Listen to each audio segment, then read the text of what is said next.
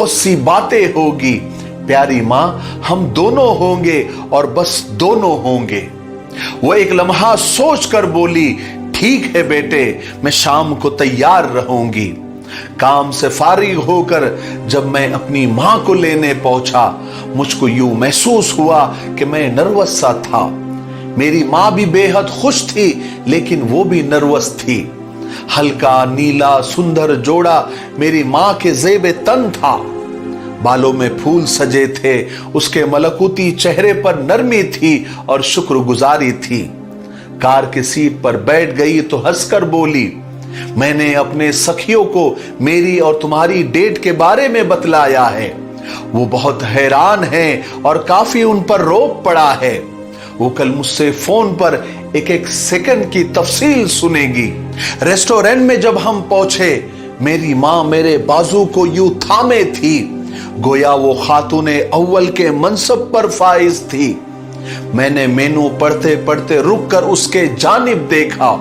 वो मुझको गहरी नजरों से देख रही थी। मेरे हाथों को छूकर बोली, याद है तुमको मेनू पढ़ना काम था मेरा जब तुम छोटे से लड़के थे।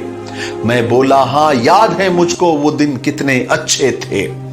खाना खाते कॉफी पीते हमने ढेरों बातें की थी। मेरे बचपन और जवानी का हर लम्हा याद था उसको। उसकी आंखों में वो मंजर, वो नक्श थे सारे। उसके दिल में मेरी याद का बीता मौसम ठहर गया था। जब हम वापस लौट रहे थे, तब मां बोली, मैं तुम्हारे साथ दोबारा खाना खाने जाऊंगी, लेकिन अगली बार ये दावत मेरी जानिब से होगी। मैंने भी हंसकर हामी भर ली। मां को उसके घर पर छोड़कर रात गए।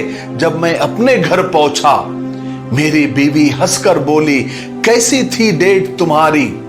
तब मैं अगली डेट पे जाने के बारे में सोच रहा था, जिसकी हामी में भर आया था, मगर बहाने घड़ने की नौबत ना आई। मेरी मां तो 21 दिन बाद उस डेट तक जी ना पाई। एक हफ्ते के बाद एकदम वो दुनिया छोड़कर चली गई। मां के मर जाने के बाद एक लिफाफा मेरे नाम आया। उसमें क्या था? एक रसीद की कॉपी थी उस रेस्टोरेंट की। मैंने उस शब अपनी मां के साथ जहां खाना खाया था। एक पर्चा भी साथ था उसके, जिस पर मां के हाथों से नोट लिखा था, मेरे बेटे, मैंने जिस खाने की दावत तुमको दी थी, उसके बिल की पेमेंट मैंने कल एडवांस कर दी है। मेरा जी कुछ ठीक नहीं है। रसीद की कॉपी तुमको भेज रही हूं। साथ तुम्हारे अब शायद एक शाम और बिता न पाऊं। रेस्टोरेंट में जाकर खाना खा न पाऊं। फिर भी कोई बात नहीं, मैंने 2 लोगों के खाने की पेमेंट की है। तुम अपने बीवी के हमरा उस जगह जाकर खाना खाना और खूब लुत्फ उठाना।